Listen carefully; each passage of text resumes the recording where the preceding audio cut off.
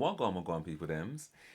So this is my Patreon requests day. So I'm just diving into some of my Patreon requests who have requested some things over the past few weeks and stuff. So the first one up is my man David. So why David? And you actually won the Jump the Q prize. I can never what I might need to find an easier way to say this. The Jump the Queue prize draw. So for any of my Patreons that are on a certain tier, you get entered into like a big tombola basically. And because I get so many requests through, and the kind of fairest way to do it is that each Friday I kind of pull a draw and see whose name gets pulled out, and whoever's name gets pulled out, I do their reaction within that week. So he actually won the Jump the Key prize draw, and his request was for some Barbra Streisand. Now this one, I'm actually going to read out what he wrote. There's actually quite a bit of context which he gave, which I thought was really cool. Oh my gosh, I've just picked up on the fact that it was your birthday as well. Oh my gosh! So, you know when you message back in a message, but you've missed certain parts of the message. Like I've just seen. Well, happy belated birthday, David. Apologies that I missed that, my friend. Um, bless you, bless you, bless you, bless you, bless you. So this is 1966. Color television was making its way into Middle America. This is from Color Me Barbara. C'est si bon. And the context. One, she just completed the Broadway run of Funny Girl, which I've now reacted to, which I've really enjoyed. Two, a month prior to this, she had been offered the movie role. Three, her first seven albums had gone top 10. That's incredible. Four, a year prior, she'd signed a contract with CBS Television in excess of 5 million for 5 TV specials. In excess of five, in excess of $5 million for 5 TV specials. In today's dollars, that would be the equivalent of 48.3 million. This was her second special. The first, My Name is Barbara, was a year before it had won 5 Emmy Awards. Six, in her contract with CBS TV, she and her manager insisted on full creative control. As with her record contract signed at 19, they gave it to her. And seven, she's 23 here. I mean, that is quite the CV before she's even sung a note. And what that reminds me of in terms of the like creative control, it makes me think of Prince because I know that how much control that he was determined to have, and his albums, how he made them, how he recorded them, what went into them. So it's really awesome to see that there are artists at that point that had the fortitude, I guess. But I guess not just the fortitude, but also had the the salt to kind of back it up, and that people would say, okay, cool, because I mean that's a lot of money at that time, and there's a lot to gamble for someone that wants full creative control, and if what we see from record labels and stuff today is anything to be believed, there's a lot of control that they exhibit, man. So that's a very interesting backdrop. So yeah, thank you for providing that context there. So let's waste no time. Let's see what this is saying. So this is Barbra Streisand and C'est bon. C'est si bon.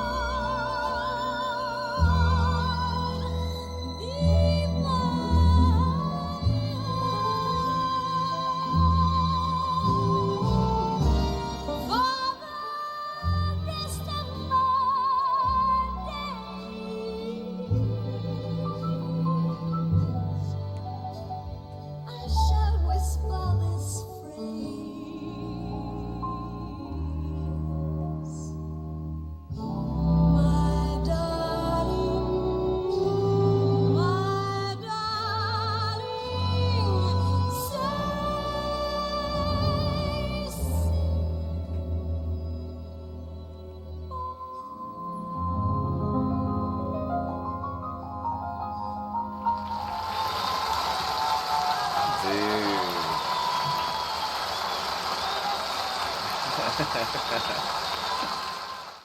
Do you know what? That is absolutely stunning.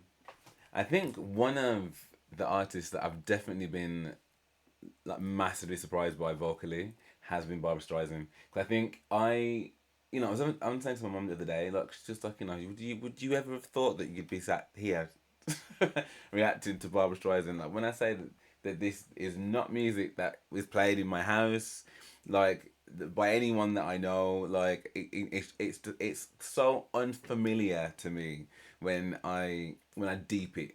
And in this 2024, I'm sat here on a Wednesday evening listening to Barbra Streisand. Like I still find that such a surreal thing, and this is why I say I love my channel, because I've just been reacting to some Love Is Blind, which is a show on Netflix, and I've come in here today and I'm reacting to Barbra Streisand, a song from 1966.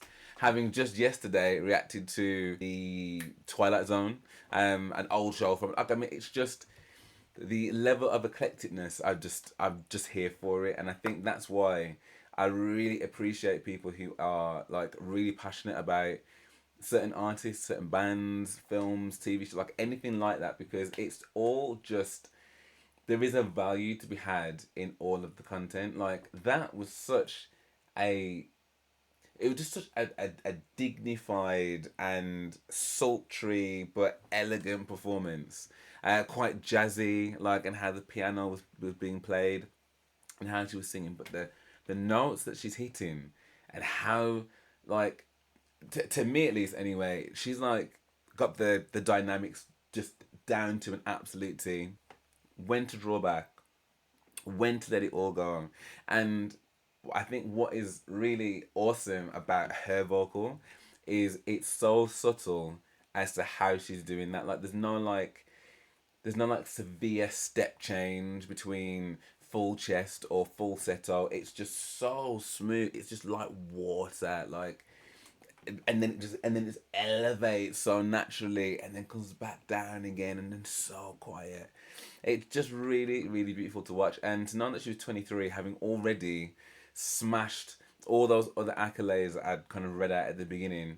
And she's still being quite playful there. Do you know what I mean? Like, you know, there's a lot of singers who need to have their full posture in order to make sure they're maintaining their breath control and stuff.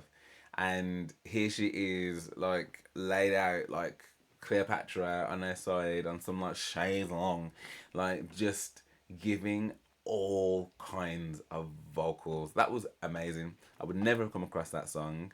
C'est si bon. Like, I'm guessing in terms of what the song was about, is it kind of French for saying it's all good, like everything's okay, because she's like, couples will say that from time to time and stuff, and it may not always be the case, but it's all good. Is that what the song means? Is that, if I've taken the right meaning from it? Um, but vocally, like I said, for me that was just stunning. She looks amazing. I'll never get over when I watched Funny Girl, and the part of it was about her not having the look of a pretty girl. And I've seen her in so many other things now where I just think she's just a very striking woman, like a very, very striking woman. And um, I don't know, I just feel like the world just seems to be at her oyster. That what they say, the world seems to be at her feet. The world is her oyster. And she was clearly smashing it. Clearly smashing it. So yes, David, that was a really, really awesome reaction request, man. So again, happy birthday, my friend. I hope it was a good one. And yeah, I'd love to know what everyone else thought of this. I know there's a lot of Barbra Streisand fans out there. And I think in my last video I had said, to rank your favorite. You don't need to do that. But when you hear this song, what song does it then make you think of? Like, for example, when I hear like a Beyonce song, 9 times out of 10, I will automatically have another Beyonce song in my head after that. So it'll be interesting to know, like, where does it take you when you hear this? And are there any kind of really, really good? Because I think the thing that I'm really enjoying is finding things that everything to me is new. But when there's other people out there that are big fans as well, it's really cool to find either performances or songs that maybe they've not heard or maybe not heard for a long time. So yeah, if there's anything that is kind of, you know, underground. It was really kind of cool to find out and to react to that. So yeah, for now, thank you so much for watching. If you did enjoy this, then please do drop me a like and subscribe. That would be amazing. Thank you very much. And if you do want access to my videos before they come to YouTube, then please do head over to Patreon, because it's a great way to help support the channel, and you get access to more of my videos, you get more access to me. So I mean, I don't know why you're not already there. But for now, thank you for watching, and I hope to see you on the next one.